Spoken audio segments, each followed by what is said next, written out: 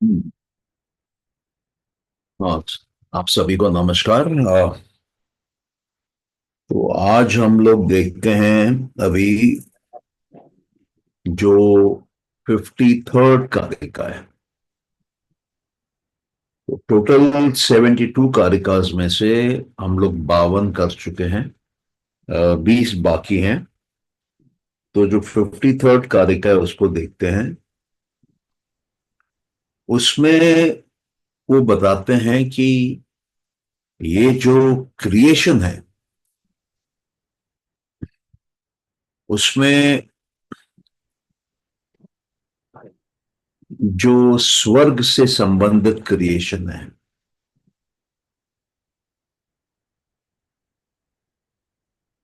वो क्रिएशन 8 प्रकार की है। और जो पशुओं से संबंधित क्रिएशन है वो 5 प्रकार की है। और जो इंसानों से संबंधित क्रिएशन है उसमें एक ही प्रकार है। और ये शॉर्ट में, संक्षिप्त में आप ये समझ सकते हैं कि ये मटेरियल क्रिएशन है जीवों की। जो 8, आप बोल लीजिए कि दैविक, या बोल लीजिए विदेही जो रूप हैं, उसमें पहला है ब्रह्मा, दूसरा है प्रजापति, तीसरा इंद्र, चौथा पितृ, पांचवा गंधर्व, छठा यक्ष, सातवां राक्षस और आठवां पिशाच। और जो 5 प्रकार के जानवरों वाले जो स्पीशीज हैं, जो पशु वाले स्पीशीज हैं, उसमें पहला है कैटल, दूसरा है हिरन, तीसरे पंछी, चौथे रिप्टाइल, और पांचवें जो मूव नहीं करते हैं, जो इमोबाइल हैं। इमोबाइल से आप समझ सकते हैं कि पेड़ पौधे जो हैं वो।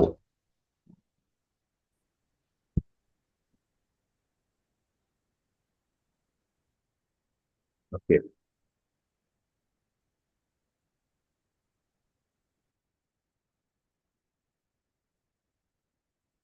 इसमें से जो मानव है वो मानव एक ही तरह का जीव है।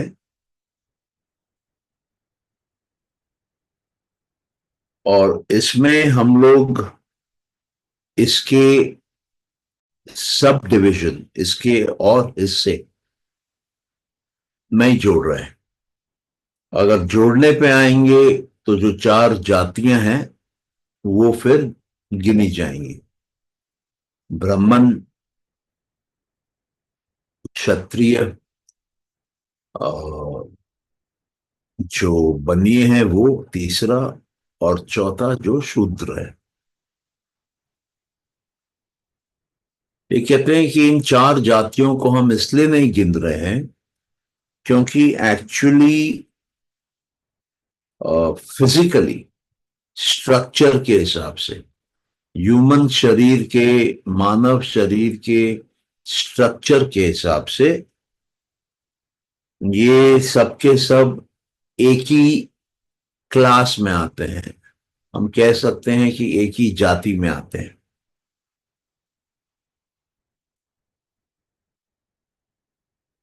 कहते हैं कि मान लीजिए कोई ऐसी वस्तु है जो, कह लीजिए, मटके के समान है और जिसको कोई शरीर नहीं है। उसको हम, जो इमोबाइल है, जो मूव नहीं कर रही है, उस कैटेगरी में गिन लेते हैं।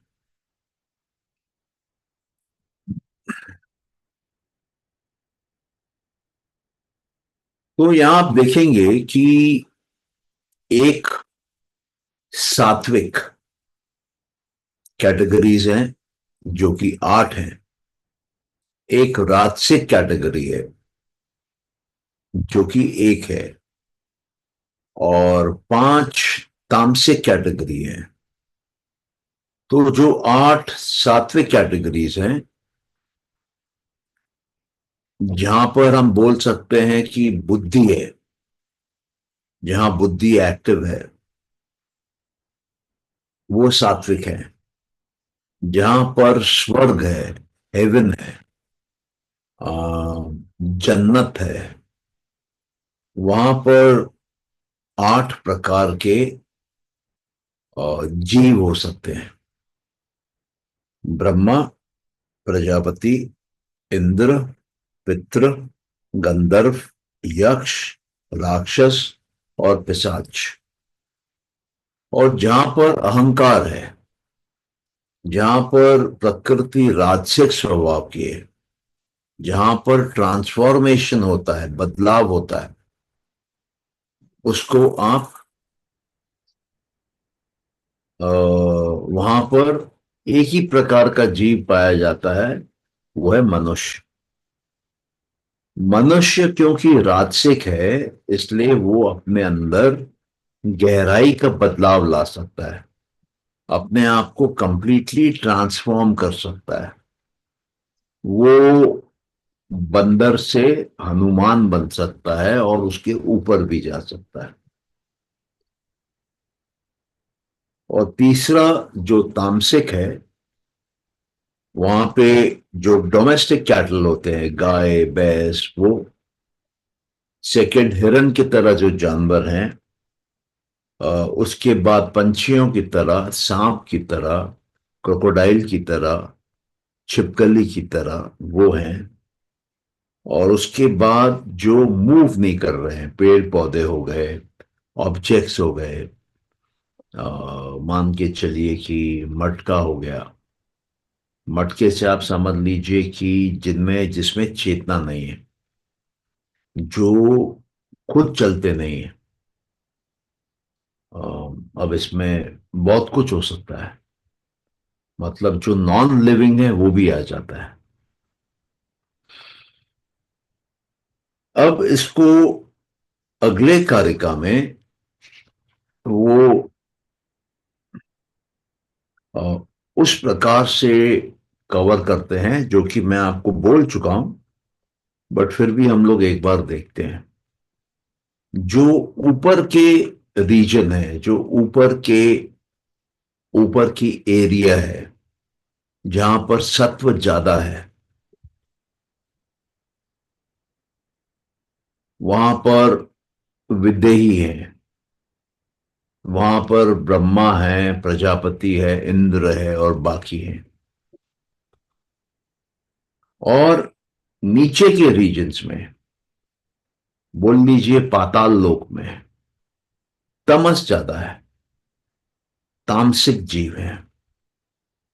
और जो बीच में है, वो न सात्विक है न तामसिक है, वो राजसिक है। तो ये पूरी की पूरी जो दुनिया है, वो ब्रह्मा से शुरू होके सबसे नीचे एक घास के पत्ते की तरह जीव में आ जाती है।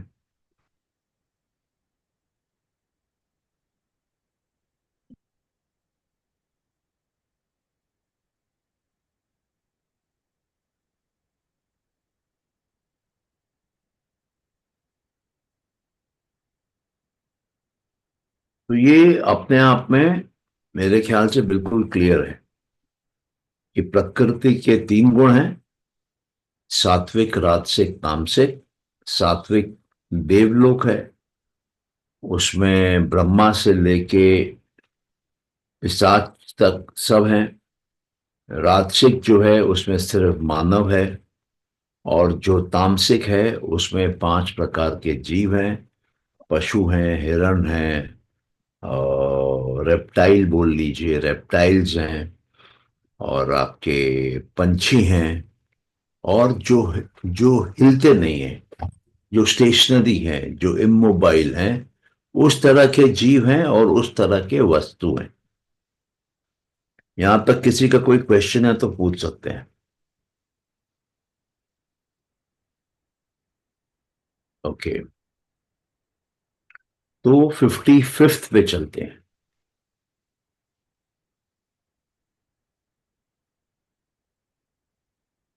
ये कहते हैं कि जो पेन है, जो सफरिंग है, जो दुख है, वो प्राकृतिक है। वो हर परिस्थिति में, हर अवस्था में वो एक किस्म से मौजूद होता है।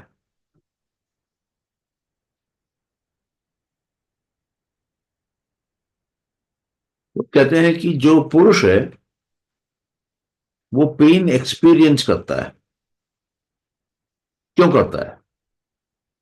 पुरुष तो बदलता नहीं है। कौन बदलता है? जो सूक्ष्म शरीर है वो बदलता है। जो पंच महाभूत हैं वो बदलते हैं। तो उनमें डिके होता है, उसमें डेथ आता है, बॉडी के सेल मरते हैं। और उस कारण से जो सूक्ष्म शरीर है वो खत्म नहीं होता है, वो रहता है, वो कैरी फॉरवर्ड होता है, वो ट्रांस माइग्रेट होता है। तो जो कुछ भी डिके हो रहा है वो हमारे चित्त में उसका पेन, उसका कष्ट, उसका सफरिंग, उसका सॉरो रिकॉर्ड होता है। और उसी को पुरुष को ऐसा लगता है कि वो एक्सपीरियंस कर रहा है। हकीकत में पुरुष करता नहीं है एक्सपीरियंस, लेकिन पुरुष को ऐसी धारणा हो जाती है, ऐसा अनुभव लगता है उसको कि वो दुख वो एक्सपीरियंस कर रहा है।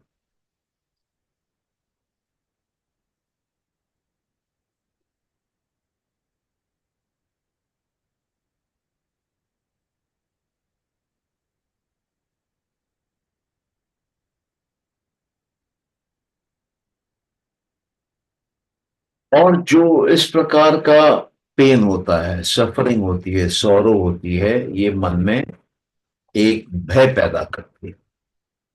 और मृत्यु जो है वो भी अपने आप में, मृत्यु का भय और मृत्यु खुद, ये अपने आप में एक कारण है पेन का, सफरिंग का, सौरो का, दुख का।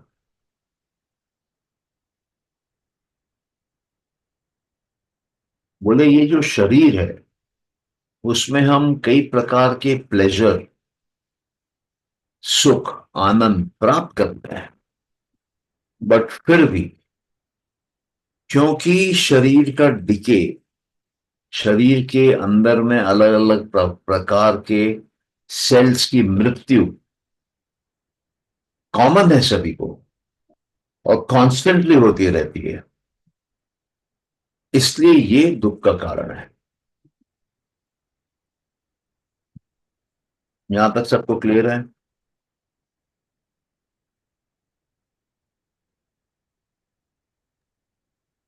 और एक बार और रिपीट कर दीजिए दुख का कारण का। दुख का कारण है बदलाव। क्या चीज में बदलाव?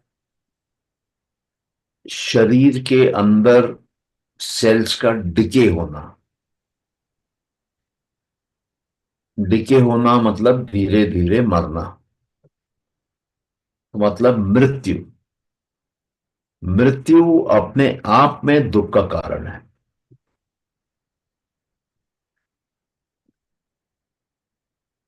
अ, इसकी यहां पर बात की जा रही है। और चाहे कोई कीड़ा मकोड़ा हो, चाहे कोई बच्चा हो, उसको भी भय है मृत्यु का, और इसी के लिए उसके अंदर दुख, कष्ट, सफरिंग आती है। तो ब्रॉडली यही है। ये अभी अभी आपको क्लियर हुई ये बात? जी सर, क्लियर हो गई सर। हाँ, क्लियर है सर, क्लियर। क्लियर है, ओके। Thank you sir. तो आगे बढ़ते हैं।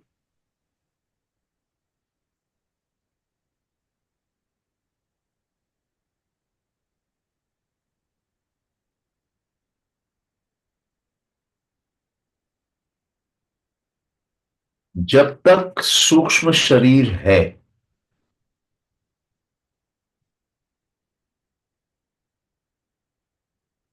तब तक पुरुष ये फर्क नहीं कर पाता है शरीर में और सूक्ष्म शरीर में।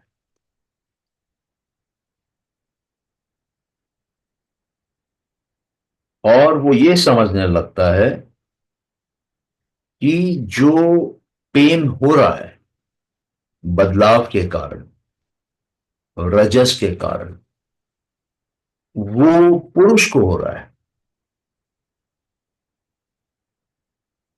और ये उसके मन में भाव बना रहता है जब तक सूक्ष्म शरीर खुद खत्म नहीं हो जाए।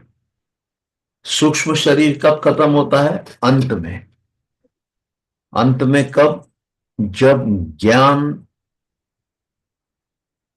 बुद्धि में पीक छू जाता है, जब बुद्धि में ज्ञान विवेक ख्याति के लेवल का चला जाता है, जब डिस्क्रिमिनेशन की पावर बुद्धि के अंदर इतनी होती है कि बुद्धि और पुरुष के बीच में बुद्धि भेदभाव करने लगती है।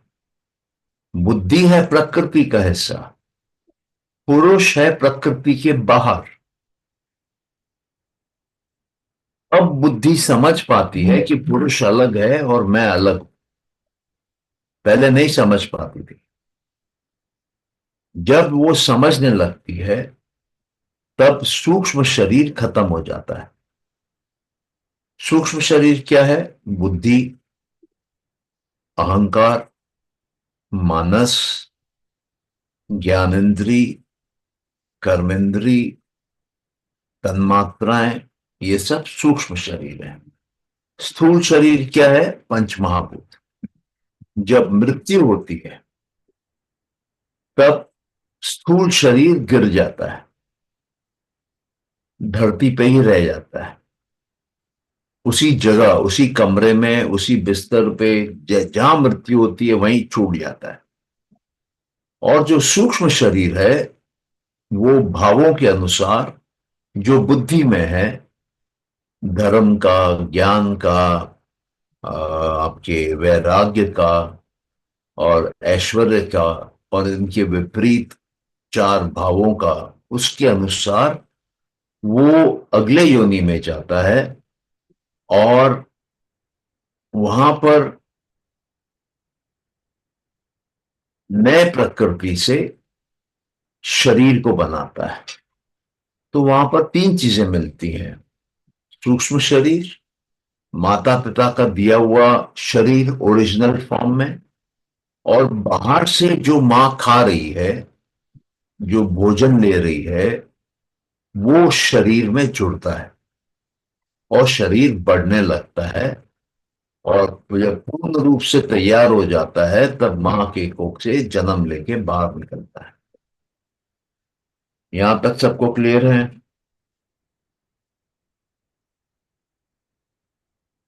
हम्म। क्लियर है सर। किसी का कोई क्वेश्चन तो पूछ लीजिए।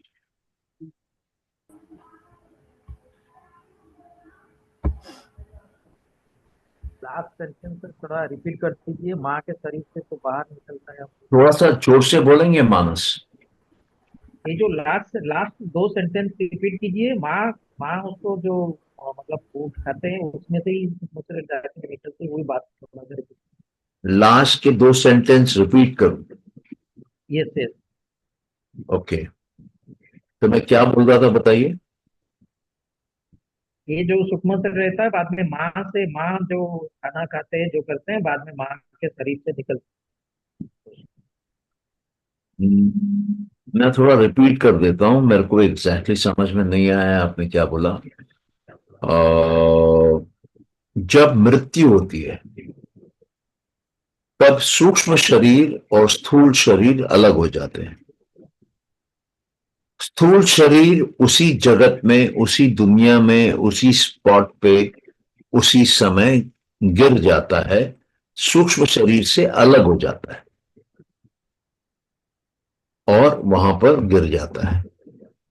सूक्ष्म शरीर को आप समझ लीजिए कि हैंगर है और स्थूल शरीर शर्ट है जो कि आपने हैंगर पे टांग के रखी है। जब हैंगर गायब हो जाएगा, जब आप हैंगर को हटा देंगे तो शर्ट खड़ी नहीं रहेगी, शर्ट गिर जाएगी। उसी प्रकार जब सूक्ष्म शरीर निकल जाता है तब स्थूल शरीर गिर जाता है, उसको सपोर्ट नहीं है अभी, वो अकेली हो जाती है। और जो सूक्ष्म शरीर निकलता है उसमें क्या क्या निकलता है? उसमें बुद्धि, अहंकार, मानस, 5 ज्ञान इंद्रियां, 5 कर्म इंद्रियां और 5 तन्मात्राएं, ये सब निकल जाती हैं।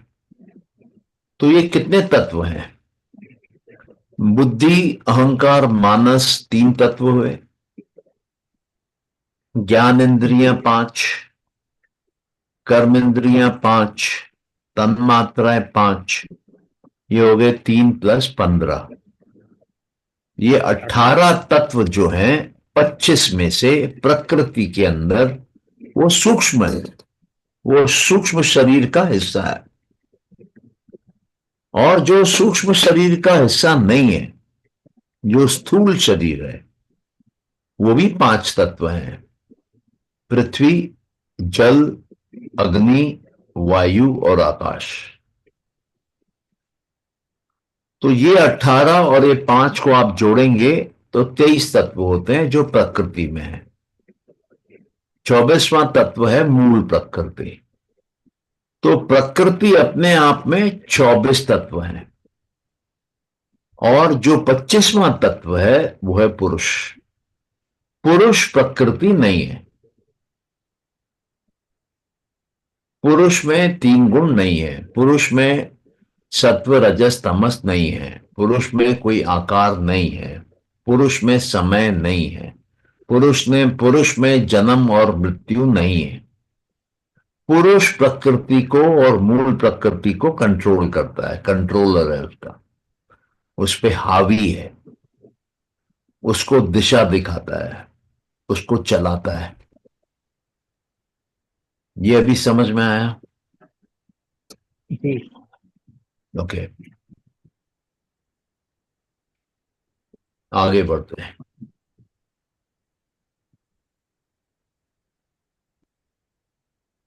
और 56वां जो कारिका है, 56th कारिका। हाँ सौम्य बोलिए। सर सटल बॉडी में पुरुष नहीं होता?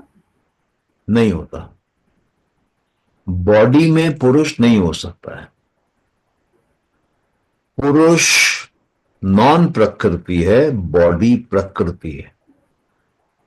तो नॉन प्रकृति प्रकृति में मिक्स नहीं हो सकती है, अलग है।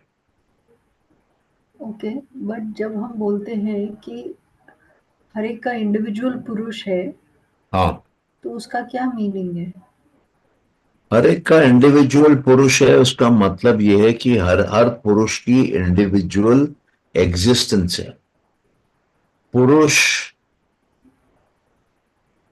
सब अलग अलग टाइम पे आते हैं, अलग अलग टाइम पे जाते हैं। अलग अलग टाइम पे आते हैं मतलब अलग अलग टाइम पे जन्म लेते हैं, अलग अलग टाइम पे मरते हैं। लेकिन किसके अंदर रहते हैं? मूल प्रकृति के अंदर रहते हैं, जो कि प्रकृति का रूप लेती है। तो प्रकृति के अंदर कई प्रकार के पुरुष रहते हैं और प्रकृति को भोगते हैं, और भोगते भोगते प्रकृति उनको रिहा कर देती है, उनको मुक्त कर देती है, उनको मोक्ष दे देती है। अभी क्लियर है आपको? ओके सर, हम्म? ठीक है। अभी क्लियर है कि नहीं है? मुझे लगता है नहीं है अभी भी। नहीं, ठीक है सर। ठीक है, ओके।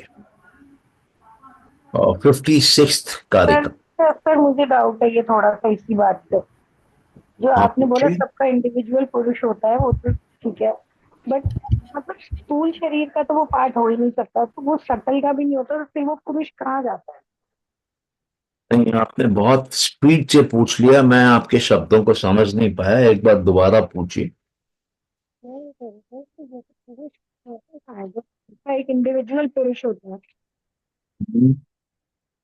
तो जैसे स्थूल शरीर तो वहीं रह गया और सटल बॉडी जो है हमारी सूक्ष्म शरीर अलग हो गया, तो हम्म। पुरुष कहाँ गया फिर? वो जो इंडिविजुअल पुरुष था वो कहाँ चला गया? पुरुष कहाँ गया? पुरुष प्रकृति के अंदर नहीं है, प्रकृति के बाहर है। जी बाहर है, तो फिर अब वो कहाँ पे मिलेगा? मतलब अब जैसे हर चीज का हमें पता है कि कहाँ एंड हो रहा है, कुछ सटल में जा रहे हैं, वो आगे नेक्स्ट बर्थ में चले जाएंगे, और जो दूसरा है वो पंच महाभूत का है, वो वहीं खत्म हो गया, सब कहाँ मिक्स हो जाएगा वापस, तो जो पुरुष था बीच में वो कहाँ गया? पुरुष ना पैदा होता है ना मरता है। पुरुष ना पैदा होता है ना मरता है, पुरुष समय में नहीं होता है, तो बट समय कैरी ओवर में टू द नेक्स्ट प्रकृति होती बॉडी, है। जो नेक्स्ट बॉडी है उसमें कैरी ओवर हो जाएगा, जो नेक्स्ट बॉडी है। नया पुरुष होगा उसका। नहीं नहीं, आप बहुत चीजें एक साथ बोल रही हैं। आप आपका एक क्वेश्चन पहले पूछिए, उसका मेरे को उत्तर देने दीजिए, उसके बाद अगले पे आइए। फिर ये कि पुरुष कहाँ गया? पुरुष कहाँ है? जी। पुरुष प्रकृति के बाहर है। पुरुष स्पेस में नहीं होता है, पुरुष टाइम में नहीं होता है। क्यों? क्योंकि पुरुष कोई स्पेस ऑक्यूपाई नहीं करता है, और पुरुष कोई टाइम में चलता नहीं है। पुरुष पैदा नहीं होता है, पुरुष मरता नहीं है, पुरुष शरीर नहीं है, पुरुष मन नहीं है, पुरुष प्रकृति नहीं है, पुरुष व्यक्त प्रकृति नहीं है, पुरुष अव्यक्त प्रकृति नहीं है। जहां प्रकृति खत्म होती है उसके बाद पुरुष शुरू होता है। अभी आपको समझ में आया? जी। हम्म? सब इंडिविजुअल्स का एक अलग पुरुष होता है, आपने बताया सबका अलग अलग पुरुष होता है, फिर जब ये सूक्ष्म शरीर जब नया शरीर धारण करता है, तो उसको वही पुरुष मिलता है या फिर दूसरा नया पुरुष आता उसको वही पुरुष मिलता है। है? अच्छा। मान के चलिए कि मेरा जो पुरुष है, मेरे देहांत के बाद, देह के अंत के बाद, कौन सा देह? जो स्थूल है, पंचमहा, हाँ जी, पंचमहाभूत, हाँ जी। वो मेरा शरीर जो है वो यहीं रह जाएगा, जी। और जो मेरा सूक्ष्म शरीर है वो निकल जाएगा, और वो मेरे बुद्धि में मेरे किस प्रकार के संस्कार हैं उसके अनुसार, अंतिम स्थिति में जिस प्रकार के संस्कार होंगे उसके अनुसार वो नया शरीर, नया योनि ढूंढेगा और उसमें लीन हो जाएगा। तो जब वो नया शरीर बनेगा, वो नया शरीर में कंपोनेंट क्या क्या होंगे? एक होगा वो सूक्ष्म शरीर जो आया है, एक होगा वो माता पिता का शरीर से जो बर्थ चालू हुई है, और मां अपने कोख में बच्चे को पालने के लिए जो खाना खा रही है, जो पानी पी रही है, वो बच्चे को लग रहा है, वो बच्चे में जोड़ रहा है। तो बच्चे के अंदर सूक्ष्म शरीर, माता पिता का स्थूल शरीर, प्लस जो मां बाहर से खा रही है, मां जो बाहर से खा रही है वो प्रकृति है, वो मां का सूक्ष्म शरीर नहीं है, वो मां का स्थूल शरीर नहीं है। वो बाहर से अनाज खा रही है, पानी पी रही है, दूध ले रही है, और जो भी खा रही है बाहर से, वो एडिशन है। तो सूक्ष्म शरीर पिछले जीवन का, इस जीवन के माता पिता का स्थूल शरीर का हिस्सा, मतलब आप समझ लीजिए कि सीमेन और मां का हाँ एग, जी, हाँ जी। और उसके बाद बाहर से जो खा रही है मां, वो तीन मिलके शरीर बनता है। अभी क्लियर है फिर आपको? वही पुरुष फिर एंटर करता है जो पहले था। पुरुष एंटर एग्जिट नहीं करता है, पुरुष रहता है परमानेंट। पुरुष की कोई एंट्री एग्जिट नहीं है। ये हम लोग सोच लेते हैं कि आत्मा आती है, आत्मा जाती है। आत्मा ना आती है, आत्मा ना जाती है, आत्मा ना पैदा होती है, आत्मा ना मरती है, आत्मा को ना काटा जा सकता है, आत्मा को ना भिगाया जा सकता है, आत्मा को ना जलाया जा सकता है। आत्मा अलग एंटिटी है। तो आप पुरुष और आत्मा आत्मा को एक ही है। प्रकृति के नजरों से देख रही हैं। तो पुरुष और आत्मा एक ही है, सेम हाँ, सिनोनिम। पुरुष और आत्मा एक ही है। तो लेकिन साइंस या जैसे भी जितने भी और बुक्स में भी पढ़ा है तो वो तो यही कहते हैं कि आत्मा जो है वो उस बच्चा जब तक माँ के पेट में होता है तब तक उसके आसपास घूमती रहती है, आती जाती है, और जब वो डिलीवर होने लगता है तब उसमें एंटर करती है। हाँ, इज कौन इट सी करेक्ट? किताब में ये लिखा है?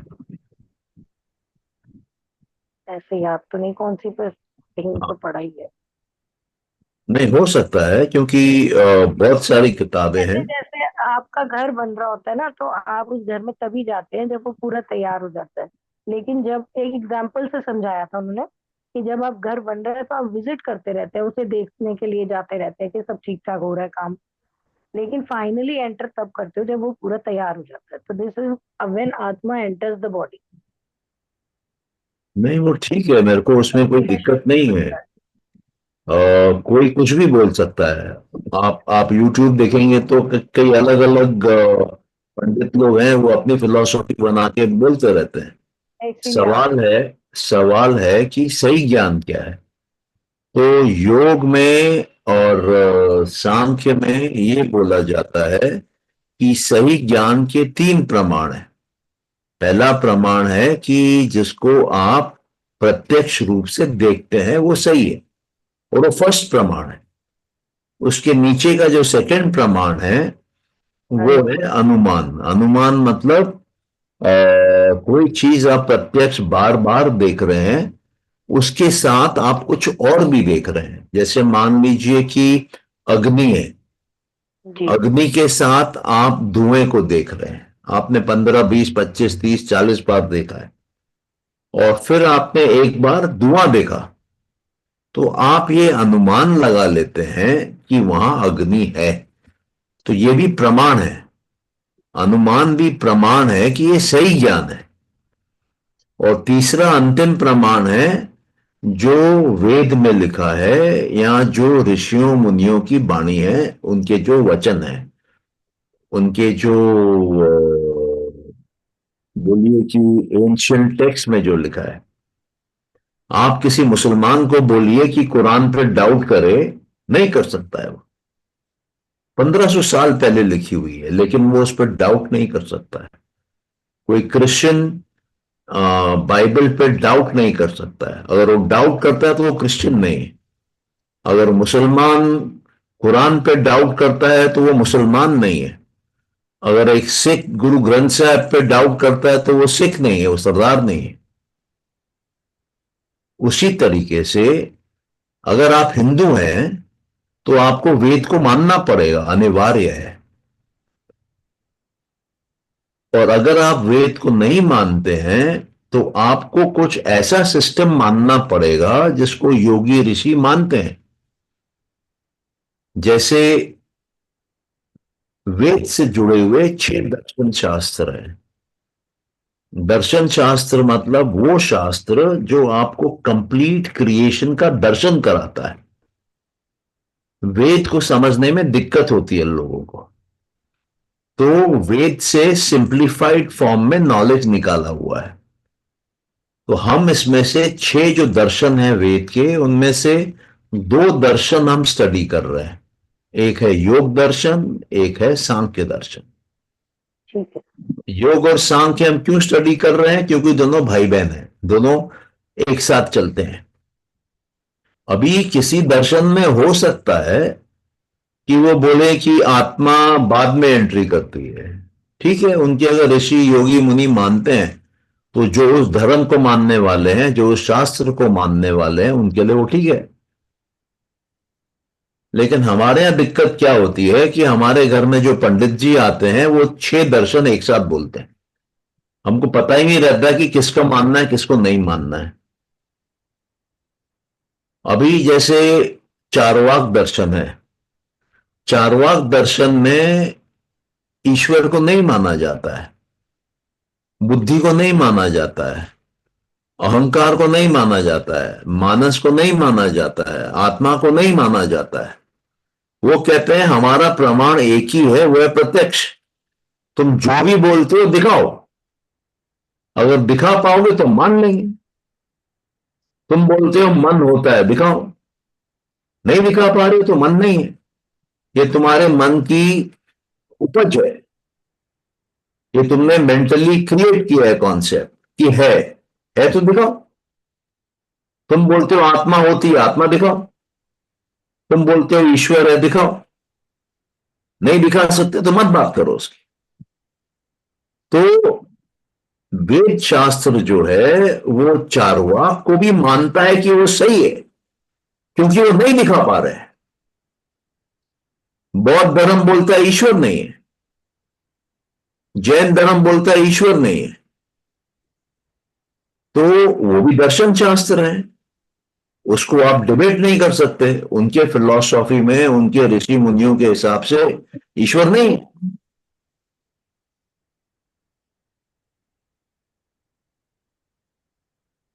आप जिसको फॉलो कर रहे हैं वो इंपॉर्टेंट है। जैसे इसमें सांख्य में कहा गया है कि ये प्रोसेस है, तो अगर आपको सांख्य को मानना है तो आपको वो प्रोसेस को मानना पड़ेगा।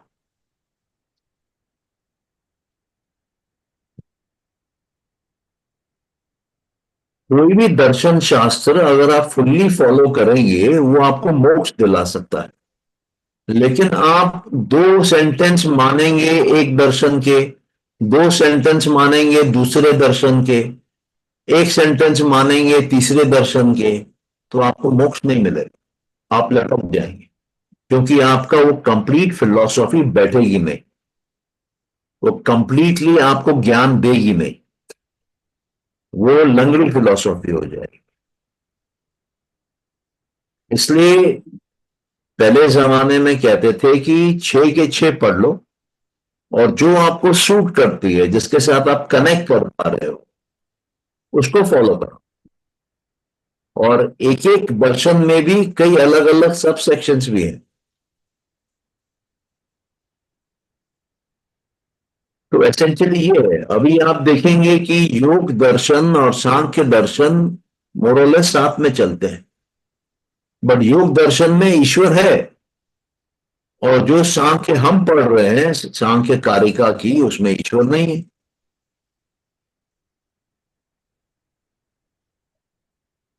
और इन दोनों फिलॉसफी को समझने के लिए आपको सांख्य भी पढ़ना पड़ेगा और योग भी पढ़ना पड़ेगा नॉर्मल कंडीशंस में। किसी को अगर सीधा ही सांख्य पढ़ के पूरा क्लैरिटी मिल जाती है, उसको योग दर्शन पढ़ने की जरूरत नहीं, उसको सांख्य से ही मोक्ष मिल जाएगा। लेकिन अगर आपको सांख्य से मोक्ष नहीं मिल पा रहा है, सांख्य बहुत इंटेलेक्चुअल है, बहुत कॉन्सेप्चुअल है, बहुत ज्ञान से भरा हुआ है। आपको प्रैक्टिकली कुछ करके पाना है, कुछ प्रैक्टिकल करना है, सिर्फ थ्योरी पे नहीं चलना है। तो आपको योग में आना पड़ेगा और आपको ध्यान करना पड़ेगा। ध्यान क्रिया है, एक्शन है। वो करने से ही आपको उसके प्रिंसिपल समझ में आएंगे। तो दोनों की अंडरलाइंग थ्योरी सेम है, बट पाथ अलग है। सांख्य 25 तत्वों के माध्यम से और बुद्धि के 50 टाइप्स के अंडरस्टैंडिंग देके आपको मोक्ष तक ले जाता है। अभी हम देखेंगे लास्ट के 15-20 कारिकाओं में ये स्पीड से आपको मोक्ष में ले जाएगा, और अभी तक उसने उसका ग्राउंड वर्क रेडी किया है। और योग में आपको मोक्ष प्राप्त करने के लिए धारणा ध्यान समाधि से जाना पड़ेगा। और धारणा ध्यान समाधि ठीक से करने के लिए आपको यम नियम आसन प्राणायाम और प्रत्याहारा करना पड़ेगा। तो यम नियम आसन प्राणायाम प्रत्याहारा बाहर के जगत में है, और धारणा ध्यान समाधि अंदर के जगत में है। अंदर और बाहर जुड़ा हुआ है। अभी लोग बात करते हैं मैनिफेस्टेशन मैनिफेस्टेशन, वो बाहर की दुनिया की बात करते हैं। तो बाहर की दुनिया में मैनिफेस्ट करने के लिए आपको अंदर चेंज लाने पड़ेंगे, क्योंकि अंदर चेंज होने से बाहर चेंज होता है। बाहर चेंज करना मुश्किल है, अंदर चेंज करना इजी है। क्यों? क्योंकि अंदर आपको अपने आप को समझाना है। बाहर चेंज करने के लिए आपको पता नहीं किसको समझाना पड़े। आप आंख बंद कर दीजिए, आप बोल सकते हैं अपने आप को अंधेरा हो गया। आप आंख खोल के बाहर 100 लोगों को समझाइए कि अंधेरा हो गया, एक आदमी भी नहीं मानेगा आपकी बात।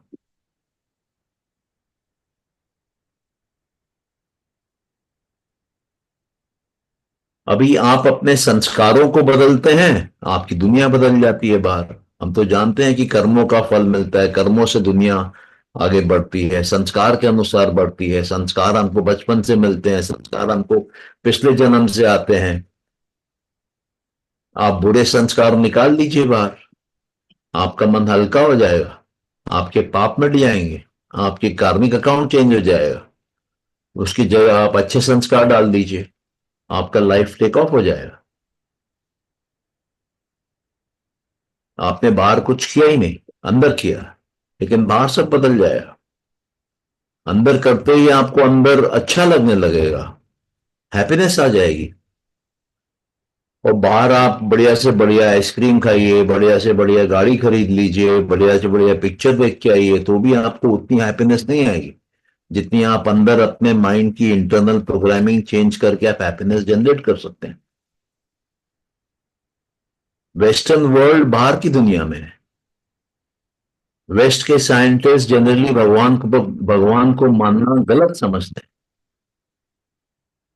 एथिस्ट है, नॉन बिलीवर्स हैं। जबकि भगवान क्या है? कॉन्सेप्ट है। जैसे आप जीरो का कॉन्सेप्ट रखते हैं, इनफाइनाइटनेस का कॉन्सेप्ट रखते हैं, हमारे लिए इनफाइनाइटनेस का नाम भगवान है, जिसमें अनंत की शक्ति हो, जो अनंत काल में हो। तो कॉन्सेप्चुअल दुनिया है। आप जब उन कॉन्सेप्ट्स को अपने अंदर पैदा करेंगे, आपकी दुनिया चेंज होगी बाहर। आप मूल प्रकृति को जब मानते हैं कि ये इनफाइनाइट एनर्जी है इटर्नल टाइम के लिए, और ये आपके सारे बाकी 23 प्रकृति के तत्वों को एनर्जी देती है, तो आप देखेंगे आपकी बुद्धि बढ़ने लगेगी, आपका अहंकार मतलब डूअरशिप की कैपेसिटी बढ़ने लगेगी, आपका मानस की रीजनिंग एबिलिटी बढ़ जाएगी, आपके इंद्रियों की शक्तियां बढ़ जाएंगी, आपके अंदर दुनिया जो क्रिएट कर रहे हैं उसकी स्केल बढ़ जाएगी, ऐसा क्यों होता है कि एक आदमी 1,000 रुपया कमाता है और एक आदमी 1 करोड़ रुपया कमाता है और कोई आदमी 1,000 करोड़ रुपया कमाता है? उसकी तन्मात्रा की कैपेसिटी अलग है। कौन दे रहा है उसको एनर्जी उतनी बड़ी तन्मात्रा बनाने की? उसकी मूल प्रकृति दे रही है। कैसे दे रही है? संस्कारों के कारण दे रही है। या पिछले जन्म के संस्कार हैं या इस जन्म के पैदा किए हुए संस्कार हैं। अभी आप अगर 1 रुपया कमा रहे हैं दिन का, आपको 1 करोड़ रुपया कमाना है, तो क्या बदलना है आपको? आपके संस्कार। किसी को बताने की भी जरूरत नहीं, अंदर ही अंदर आप अपने लेबोरेटरी में, माइंड के लेबोरेटरी में संस्कार चेंज कर दीजिए। बाहर आपके पास 1,000 रुपया आएगा, फिर 1 लाख रुपया आएगा, फिर 1 करोड़ रुपया आ जाएगा। और अगर आपको संस्कार बदलने के लिए लगता है कि मंदिर जाके मांगना पड़ता है, मांग लीजिए, क्योंकि जो आप विश्वास करेंगे वही संस्कार बनेगा। आप सोचेंगे कि आप बेवकूफ हैं, आप बेवकूफ बन जाएंगे। आप सोचेंगे कि आपसे कोई ज्यादा सियाना नहीं है, आपसे कोई ज्यादा सियाना नहीं होगा। आप सोचेंगे कि आप एग्जाम में फर्स्ट आने वाले हैं, आपके अंदर वो कॉन्फिडेंस पैदा हो जाएगा और आप फर्स्ट आने लगेंगे। आपकी जिंदगी आपके हाथ में है, आपकी सोच में है, आपके संस्कारों में है, आपके कर्मों में है।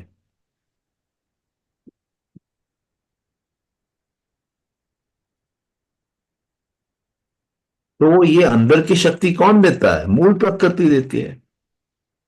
उससे मांगिए, वो आपको देगी।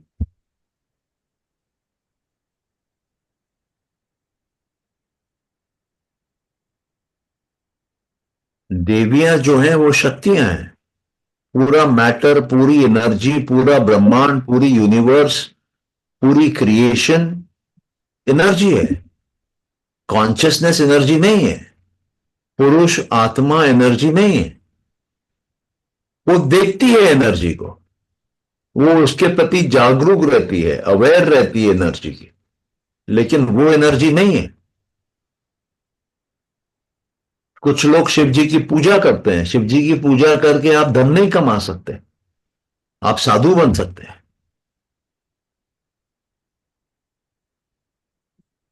अगर आपको धन चाहिए तो आपको धन की देवी के पास जाना होगा, उसकी वंदना करनी होगी, उसकी पूजा करनी होगी।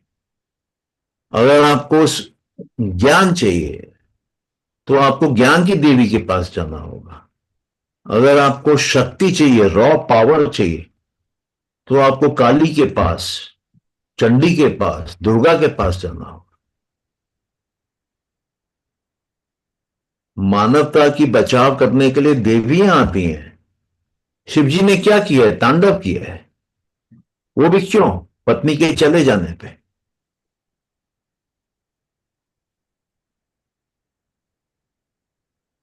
विष्णु ने कौन से जंग में खड़े होके राक्षसों को मारा है? नहीं मारा है। वो सागर मंथन में जहर निकला तो शिव जी को देके आया।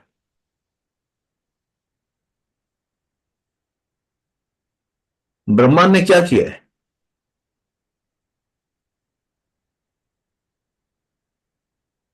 जब अत्याचार होता है देवियां निकलती हैं बाहर।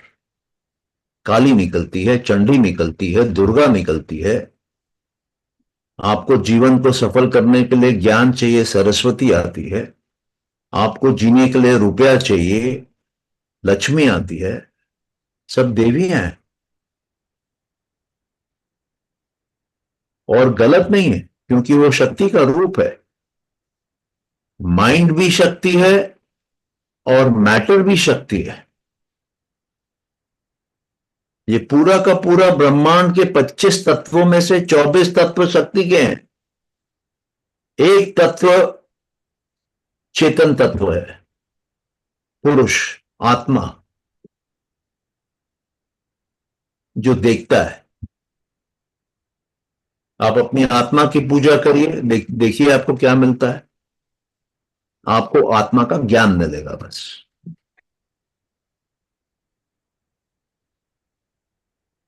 आपकी दुनिया में कुछ वृद्धि नहीं होगी। वो भी क्यों मिलेगा? क्योंकि आप ध्यान लगा रहे हैं। ध्यान क्या है? शक्ति, एनर्जी है। कंसंट्रेशन एनर्जी का फोकस है। पूरी मैनिफेस्टेशन कंसंट्रेशन पे होती है।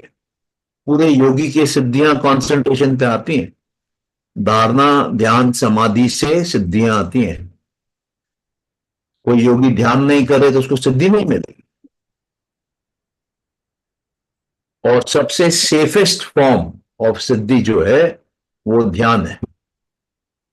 अगर आपको पिछले जन्म की सिद्धि है, बहुत प्रॉब्लम है उसमें। क्यों? क्योंकि आपके अंदर की जो वृत्तियां हैं, जो संस्कार हैं, जो कार्मिक अकाउंट है, वो खत्म नहीं हो रहा है। अगर आप तपस्या कर रहे हैं, तपस्या करके आप सिद्धि प्राप्त कर रहे हैं, मिलेगी सिद्धि आपको, लेकिन जो संस्कार जमा है वो रह जाएंगे।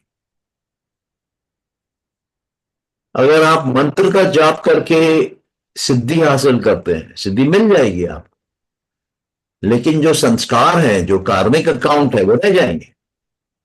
उसको कौन साफ कर रहा है? अगर आप ड्रग्स लेके, केमिकल्स लेके, हर्ब्स लेके अपने अंदर शक्ति लेते हैं, सिद्धि लेते हैं, वो रहेगी कुछ टाइम के लिए। उसके बाद क्या? आपके संस्कारों का क्या होगा? वो रह जाएंगे। लेकिन जब आप समाधि के माध्यम से आते हैं, समाधि में आप संस्कारों को खत्म करते हैं। संस्कारों को खत्म करते हुए जब आप सिद्धि लेते हैं, वो सिद्धि आपको लिमिटेड नुकसान पहुंचा सकती है। इसलिए जितने भी मेथड्स हैं, सबसे ऊंचा मेथड योग का माना जाता है पावर लेने के लिए। योग भी मोक्ष देता है, वेदांत भी मोक्ष देता है, आपका सांख्य भी मोक्ष देता है, लेकिन सांख्य में सिद्धियां नहीं है, वेदांत में सिद्धियां नहीं है, मीमांसा में सिद्धियां नहीं है, ये आपके न्याय में सिद्धियां नहीं है, वैशेषिका में सिद्धियां नहीं है। सिद्धि कंसंट्रेशन से जब आप समाधि के मार्ग पे आते हैं तब मिलती है। और मैनिफेस्टेशन क्या है? मैनिफेस्टेशन सिद्धि है। मेरे को गाड़ी चाहिए, गाड़ी एक पावर है, सत्ता है। मेरे को 1 करोड़ रुपया चाहिए, वो पावर है, सत्ता है। जब तक आप मन में उस पावर को जमा नहीं करेंगे और बाकी पावर्स को हटाएंगे नहीं, तब तक आपके पास वो सत्ता आएगी नहीं, बैठेगी नहीं, बनेगी नहीं। मेरे पास पता नहीं दिन में कितने मैसेज आते हैं, मेरे को ब्लॉक करने पड़ते हैं। एक लड़का लिखता है, मेरे को 1 करोड़ रुपया चाहिए अर्जेंट, मेरे ऊपर ऋण है। हमारे मन में है, उससे पूछूं, भैया ऋण मेरे से पूछ के लिया था क्या, जो तू मेरे से 1 करोड़ रुपया अभी मांग रहा है? लोगों को इतनी बुद्धि नहीं है कि 1 करोड़ की शक्ति है। तुम्हारे पास अगर शून्य शक्ति है, भिखारी हो, तो 1 करोड़ की शक्ति संभाल पाओगे? जला देगी तुमको 1 सेकंड में।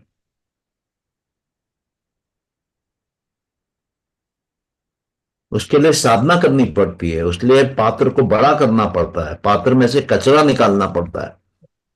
मान लीजिए किसी को जुए की आदत है, किसी को रंडीबाजी की आदत है, उसके पास 1 करोड़ रुपया आ जाए, क्या करेगा? क्या करेगा वो? दोनों काम करेगा संग संग।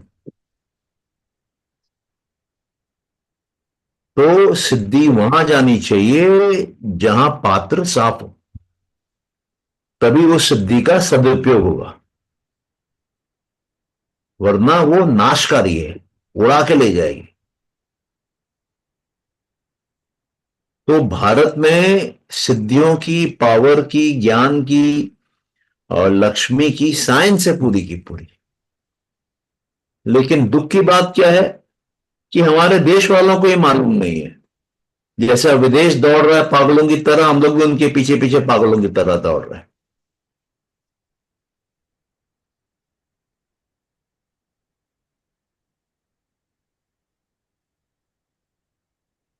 तो ये कहते हैं कि सूक्ष्म शरीर मरता नहीं है जल्दी, जब तक उसमें ज्ञान पूरा नहीं हो जाए। सूक्ष्म शरीर का पर्पस क्या है? स्थूल शरीर को सपोर्ट करना। स्थूल शरीर क्यों है? सूक्ष्म शरीर में ज्ञान भरने के लिए। अगर वो ज्ञान कंप्लीट नहीं हुआ तो वो सूक्ष्म शरीर दूसरा स्थूल शरीर बना लेगा, ढूंढ लेगा, क्योंकि उसको अपनी मुक्ति चाहिए, उसको ज्ञान चाहिए। और प्रकृति का काम है उसको ज्ञान देना। प्रकृति क्या हुई? टोटैलिटी। टोटैलिटी मतलब मूल प्रकृति और प्रकृति। और जो प्रकृति है उसमें सूक्ष्म शरीर है और स्थूल शरीर है। इन तीनों का काम है, मूल प्रकृति, सूक्ष्म शरीर और स्थूल शरीर, उसमें ज्ञान भरना। ज्ञान क्यों भरना है? ताकि पुरुष मुक्त हो जाए, वरना पुरुष मुक्त नहीं होगा। तो प्रकृति किसको बदलती है? अपने आप को बदलती रहती है। दुख किसको होता है? आपके चित्त को दुख होता है, आपके बुद्धि को, अहंकार को, मानस को दुख होता है। वो अपने ऊपर दुख लेती है कि पुरुष जाए, यहां से मुक्त हो जाए। और पुरुष को लगता है कि मैं दुखी हो रहा। वो अपने आप को सूक्ष्म शरीर के साथ समझ लेता है, जबकि है नहीं, लेकिन सोच लेता है। क्यों सोच लेता है? क्योंकि अज्ञानता में है। वो भी बेवकूफ अपने आप को शरीर समझ लेता है, इसलिए दुखी हो जाता है। और जो अहंकार है वो अपने आप को पुरुष समझ लेता है। बोले मैं ही हूं, मैं और मेरा है, ये मेरा शरीर, मेरी बीवी, मेरा मकान, मेरी मेरी धरती, वो मेरे में लगा हुआ है। तो ये अज्ञानता के चक्कर में सब फंसे हुए हैं तत्व। वो मानस सोचता है कि मैं पहचान रहा हूं, मैं आइडेंटिफाई कर रहा हूं, ये पेन है, ये पेंसिल है, ये गाड़ी है। अरे तुमको तो सिखाया गया है कि ये पेन है, ये पेंसिल है, ये गाड़ी है, वरना तुमको क्या मालूम क्या पेन है, क्या पेंसिल है, क्या गाड़ी है? जो तुमको सिखाया हुआ है कोई और सिखाया है, तुम उसको सही मान के चल रहे हो। उसने गलत सिखा दिया तो तुम उसको भी सही मान के चल रहे हो। किसी ने बोल दिया तुम हिंदू हो, तुमने मान लिया उसको सही। दूसरे को बोल दिया तुम मुसलमान हो, उसने भी मान लिया सही। तीसरे को बोला तुम सिख हो, उसने भी मान लिया सही। चौथे को बोल दिया कि तुम ईसाई हो, उसने भी मान लिया सही। अब बोला सबके धर्म अलग अलग है, हमने मान लिया सही, और फिर लड़ रहे हैं। तो कोई तुमको प्रोग्राम करके चला रहा है अपने अनुसार, अपने लाभ के लिए, क्योंकि उसको लगता है मैं और मेरे की दुनिया है।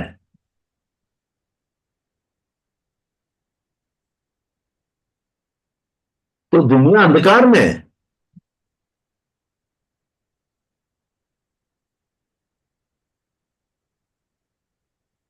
हम लोग ये पाकिस्तान, ये हिंदुस्तान, वो कश्मीर, ये दिल्ली, ये उत्तर प्रदेश, पृथ्वी में वो बाउंड्री नेचुरली बनी हुई नहीं है,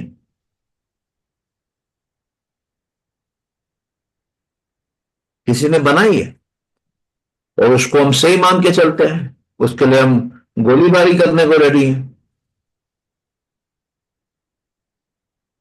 तो बुद्धि जो है वो अहंकार पे आके बैठी है, मानस में आके बैठी है।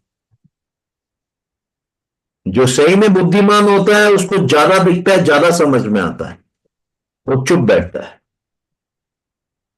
और जिसकी बुद्धि कम होती है वो मैं और मेरा करता है।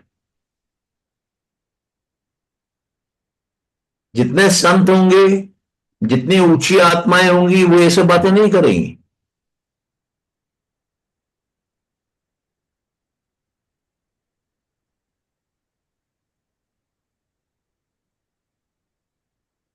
तो मजे की बात क्या है कि जो भी आप सुनते हो, जो भी आप देखते हो, जो भी आप समझते हो, वो आपका क्रिएट किया हुआ है।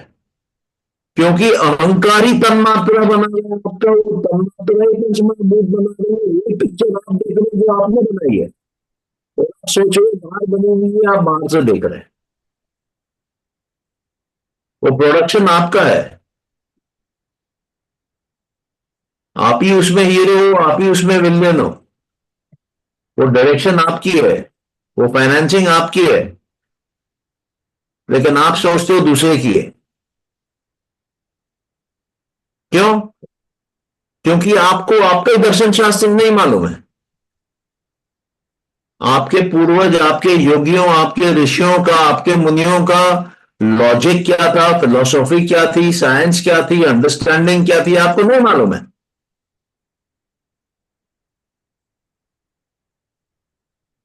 आपको ये मालूम है कि राम जहां जन्मा था वो औरंगजेब ने तोड़ दिया, बस वही आपको सिखाया गया है, वही आपने सीखा है। तो दर्शन शास्त्रों में आप ना राम देखेंगे, ना कृष्ण देखेंगे, ना शिव देखेंगे। ये तो बोलता है कि ब्रह्मा भी प्रकृति में है, इंद्र भी प्रकृति में है, राक्षस भी है, पितृ भी है, गंधर्व भी है, यक्ष भी है, सब है। प्रकृति में कौन नहीं है? पुरुष।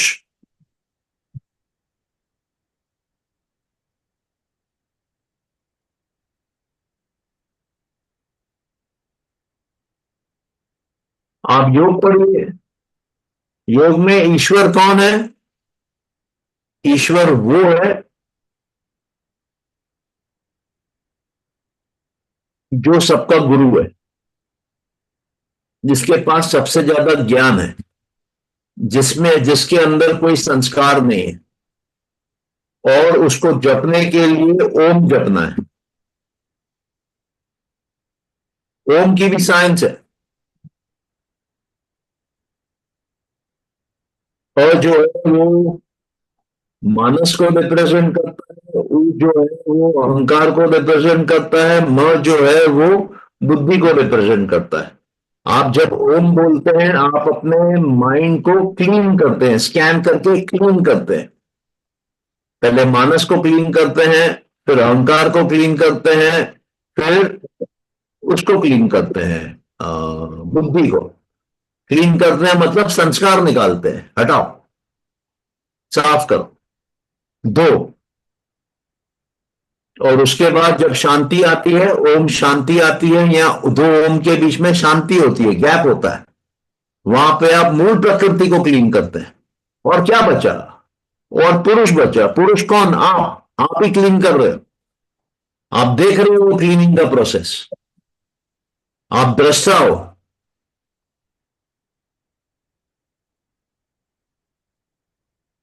तो साइंटिफिक है। हम लोग वाइल्ड बिलीफ की बात नहीं करते हैं, स्टोरीज पे बिलीव नहीं करते हैं। अगर आप कोर फिलोसॉफी पे जाएंगे तो बहुत वेल डिफाइंड है।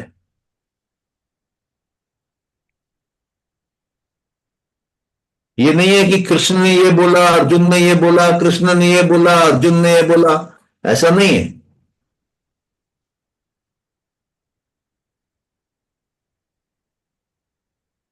बिल्कुल नीट, क्लीन, लॉजिकल फिलोसॉफी है, साइंटिफिक फिलोसॉफी है, और ये मानव जाति के लिए फिलोसॉफी है। आप चाहे हिंदू हो, मुस्लिम हो, क्रिश्चियन हो, किसी धर्म के हो, किसी धर्म के नहीं हो, ईश्वर को मानो या नहीं मानो, ये आपके जीवन को बदल देगा।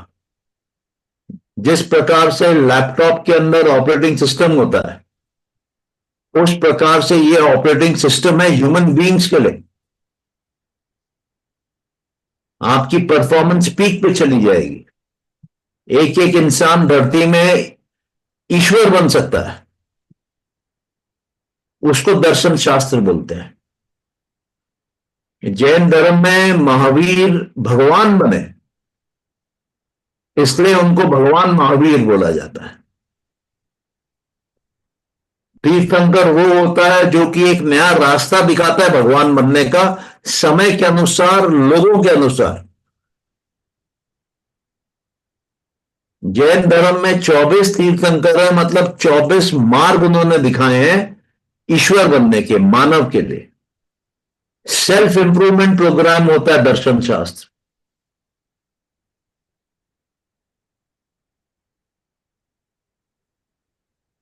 आपको कोई वेस्ट का लिटरेचर ईश्वर तक पहुंचा सकता है क्या? नहीं पहुंचा सकता है। क्यों? उनका गोल खत्म हो जाता है हेवन में। उनको स्वर्ग में जाना है, जन्नत में जाना है, बरतर चाहिए। तो कहां है वो जन्नत और वो हेवन? बुद्धि में है। बुद्धि के ऊपर है मूल प्रकृति। मूल प्रकृति प्रकृति के बाहर है, लेकिन प्रकृति है, अनमैनिफेस्टेड है। और उसके ऊपर है पुरुष, जो प्रकृति अब नहीं है। तो ये लॉजिकली डिवाइडेड 5 कंपार्टमेंट है। सबसे टॉप कंपार्टमेंट में सत्व रजस तमस is equal to 0। Second compartment में सत्व इज इक्वल टू रजस इज इक्वल टू तमस। थर्ड कंपार्टमेंट में सत्व हाईएस्ट है, रजस तमस लोएस्ट है। तो ना पापा को मत बताना, ठीक है? और उसके बाद फोर्थ कंपार्टमेंट में रजस हाईएस्ट है, सत्व और तमस लोएस्ट है। और फिफ्थ कंपार्टमेंट में तमस हाईएस्ट है, सत्व और रजस लोएस्ट है। ये मैथमेटिकल डिवीजन है क्रिएशन का। कहां है ये? और ये तो साइंस भी नहीं कर पाया दुनिया भर की बातें करने के बाद।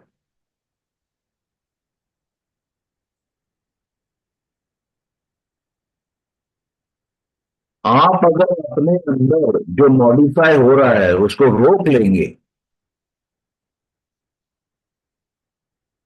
आप ईश्वर बन जाएंगे। अगर आप अपने अंदर की वृत्तियां रोक लेंगे, आपके अंदर डिविनिटी चालू हो जाएगी। आप सांस रोकते हैं तो बाहर का बदलाव अंदर रुक जाता है, और जैसे बदलाव रुकने लगेगा वैसे आपके पावर्स बढ़ने लगेंगे। चित्त को मारना योग है, क्योंकि ईश्वर को चित्त नहीं होता है, मानव को चित्त होता है। क्यों? क्योंकि चित्त का प्रयोग करके मानव चित्त को खत्म करता है। चित्त का प्रयोग करके मानव अपने अंदर के बदलाव को कंट्रोल करता है, खत्म कर देता है, स्थिर हो जाता है, स्टडी हो जाता है, साइलेंट हो जाता है, पीसफुल हो जाता है। और वेस्ट का फिलोसॉफी क्या है? कचरा पढ़ो, फिजिक्स पढ़ो, केमिस्ट्री पढ़ो, मैथ्स पढ़ो, दुनिया भर का पढ़ते रहो। और नहीं हो रहा तो किताबों का समरी पढ़ो बैठ के 15-15 मिनट में। हर हफ्ते एक किताब पढ़ो, डेली नया आइटम पढ़ो। ये तेल से ऐसा होता है, वो दवाई से वैसा होता है, वो दुनिया भर का साइंस है।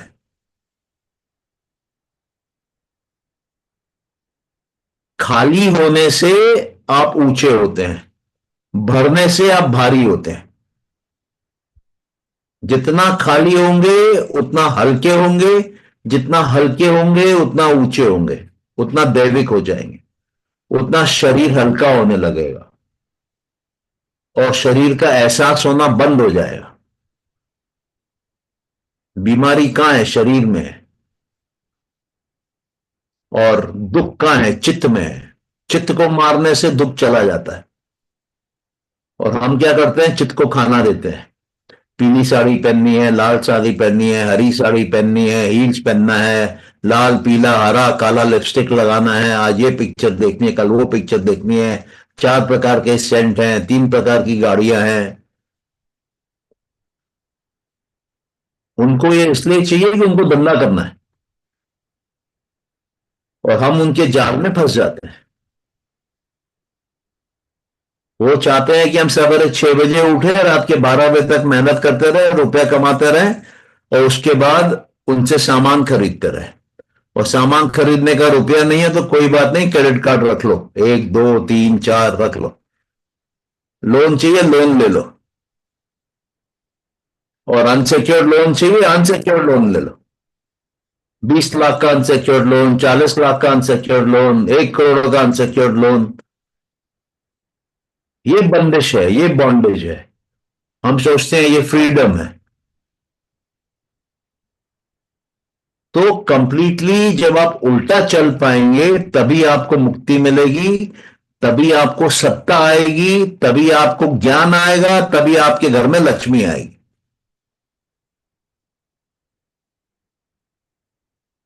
आप देखेंगे ब्रह्म ज्ञान अंदर अपने आप चालू हो जाएगा। किसी भी टॉपिक पे आपको बोला जाएगा बोलने के लिए, आप घंटों बोल सकते हैं। आपको खुद को समझ में नहीं आएगा ज्ञान आ कहां से रहा है। यह पूरा ब्रह्मांड ज्ञान है, लेकिन आप रिसीव नहीं कर पा रहे हैं। क्यों? आपका सिस्टम हैवी है, उसके ट्यून में नहीं है, उसके अलाइनमेंट में नहीं है। आप छोटी छोटी चीजों में उलझे हुए हो।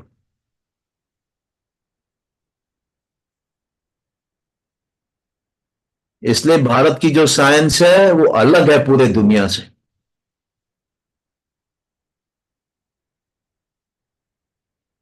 भारत ही इकलौता देश है जो हजारों साल राज किया है, सबसे अमीर रहा है, अंग्रेजों के आने के बावजूद भी कई साल तक। ब्रिटेन ने कितना साल राज किया है, अमेरिका ने कितना साल राज किया है, चाइना कितना साल राज करेगा अभी।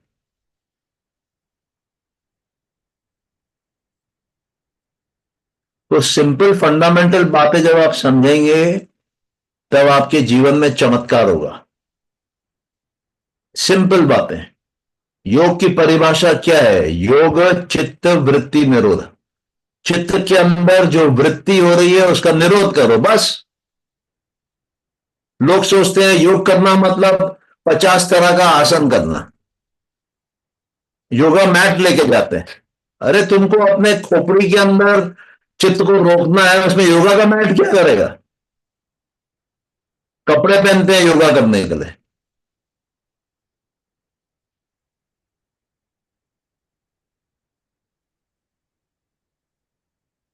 चित्त के वृत्ति को रोकना सबसे हाईएस्ट लेवल पे परफॉर्म करना है। जो पात्र खाली होगा उसी में डिविनिटी आएगी, उसी में ईश्वर आएगा। और जो पात्र भरा हुआ होगा उसमें कुछ नहीं आएगा। तो भरा हुआ है। डोनाल्ड ट्रंप को सुनो, भरा हुआ है। वो मुंह खोलता है तो 20 शब्द निकल जाता है बाहर।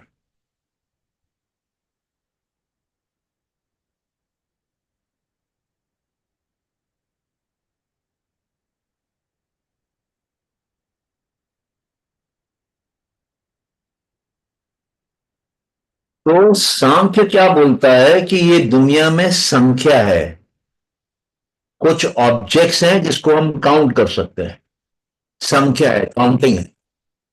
और कुछ है जो कि इनफाइनाइट है, अनकाउंटेबल है, वो संख्या है, कंप्लीट नॉलेज। कंप्लीट नॉलेज को आप काउंट नहीं कर सकते हैं, वो अनकाउंटेबल है। लेकिन ऑब्जेक्ट्स को आप काउंट कर सकते हैं। तो अनकाउंटेबल से लेके काउंटेबल तक और काउंटेबल से लेके अनकाउंटेबल तक ये कंप्लीट दर्शन सांख्य दर्शन देता है। दर्शन मतलब देखना, आंख से देखना। बाहर की वस्तु आंख से दिखेगी और अंदर का ज्ञान अंदर की आंख से दिखेगा। योग सूत्र में बोलते हैं कि एक योगी एटम भी देखता है और यूनिवर्स भी देखता है। उसकी कैपेसिटी इतनी होती है, छोटे से छोटा, बड़े से बड़ा।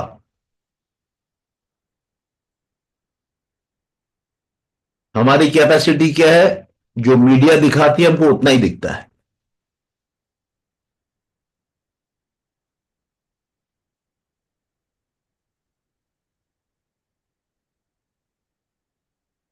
चलिए आज यहीं रुकते हैं। तो हम लोग पहुंचे हैं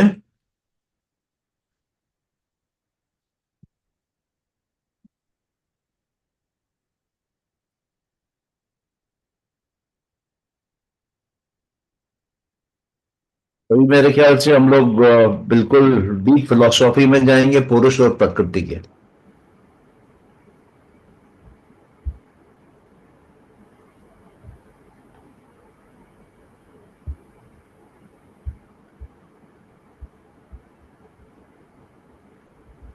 फिफ्टी सिक्स से चालू करेंगे और अभी हम लोग प्रकृति और पुरुष के फाइनर पॉइंट्स में जाएंगे। डिफरेंस क्या है, एक्चुअली कौन लिबरेट हो रहा है, पुरुष हो रहा है कि प्रकृति हो रहा है, कॉन्शियस कौन है, अनकॉन्शियस कौन है, और कई सवाल उठते हैं हम लोग के मन में।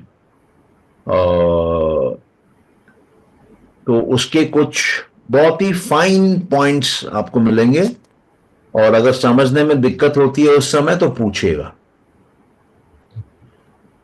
अभी तक की जो जो बोला गया उस पर किसी का कोई क्वेश्चन है तो पूछ लीजिए, वरना ये सेशन क्लोज करें। सौम्य कुछ पूछना है? नहीं सर। ओके, और कोई? वरना आप क्या पूछ रही थी उस टाइम? आपका चैट में मैसेज था। सर एग्जाम्पल से समझाएंगे प्लीज। क्या चीज का एग्जाम्पल चाहिए? संस्कार और कर्म खत्म करने के। नहीं, मैं समझ नहीं पा रहा हूँ। संस्कार एक और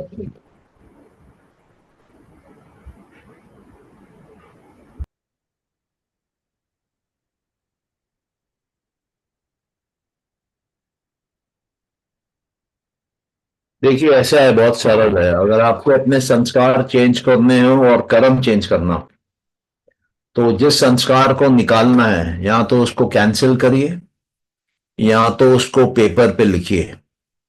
एक पेपर ले लीजिए प्लेन, और जो जो चीजें आपको डिस्टर्ब कर रही हैं, आपकी बैड मेमोरीज हैं, आपके नेगेटिव क्वालिटीज हैं, आपके डिस्टर्बिंग थॉट्स हैं, उन सबको पेपर पे लिखिए और अपने आप को बोलिए कि ये मेरे नेगेटिव कर्म है, नेगेटिव संस्कार हैं, इनको मैंने बाहर निकाले हैं अपने चित्त के और पेपर पे लिखे हैं अलग से।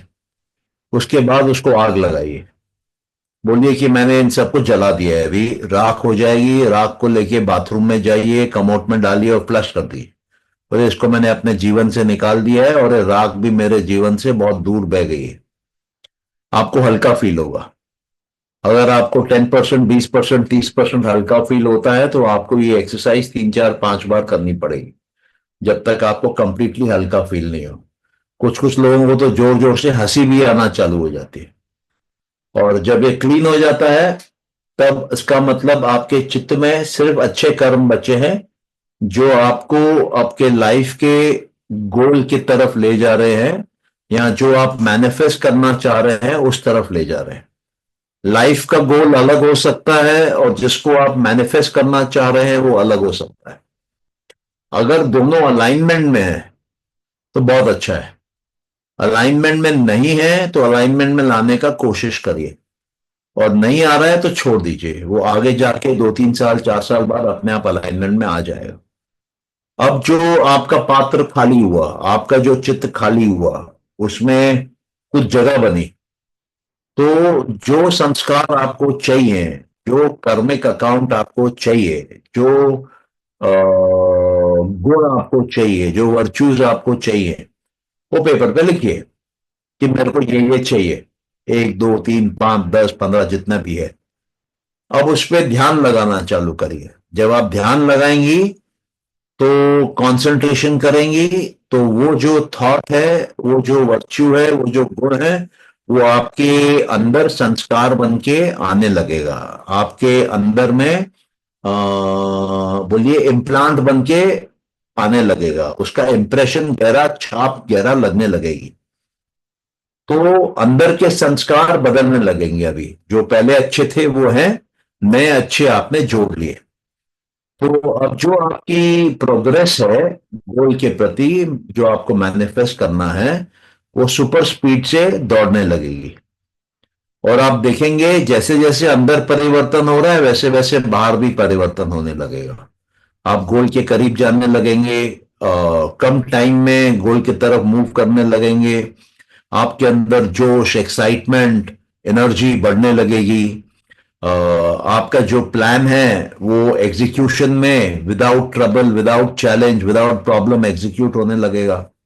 और आपके प्लान बड़े बड़े बनने लगेंगे। आपके आसपास आपके फ्रेंड सर्कल चेंज होने लगेगा। जो लोग पावरफुल हैं, जो लोग इफेक्टिव हैं, जो लोग नॉलेजेबल हैं, वो जीवन में आपके आसपास आने लगेंगे। जो लोग फालतू के थे, जो आपका टाइम वेस्ट कर रहे थे, एनर्जी वेस्ट कर रहे थे, वो धीरे धीरे दूर होने लगेंगे। आपकी लाइफ की प्रायोरिटीज चेंज हो जाएंगी। आपके फैमिली के अंदर में एक बॉन्डिंग, एक हैप्पीनेस, एक लाइटनेस आने लगेगी। तो इस प्रकार से चेंजेस चालू हो जाएंगे। एक्चुअली क्या होता है कि आपका पूरा ब्रेन फिर रीवायर हो जाता है, कनेक्शन नए एस्टैब्लिश कर लेता है और बाहर आपकी लाइफ चेंज हो जाती है। तो संस्कारों को समझना, संस्कारों को मैनेज करना सबसे सरल तरीका है जीवन में बड़ा बदलाव लाने का। ठीक है, आपको उत्तर मिला वन्ना जी? धन्यवाद सर, बहुत अच्छे से क्लियर हो गया। Thank you so much. चलिए, बढ़िया है। उसको अच्छे से समझिए, नहीं अच्छे से इम्प्लीमेंट करिए। यस समझना सर, मेरे काम को में नहीं बहुत, आता है, डूइंग काम में आता है। हाँ, नहीं मुझे बहुत जरूरत है और मैं बहुत चलिए टाइम ठीक है। से इसे मतलब डेडिकेटली ढूंढ रही हूँ और करूंगी। Thank you sir. वेलकम। और किसी का कोई क्वेश्चन अपना फिर क्लोज कर रहे हैं?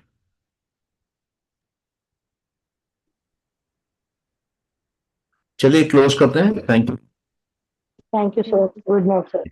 या गुड नाइट।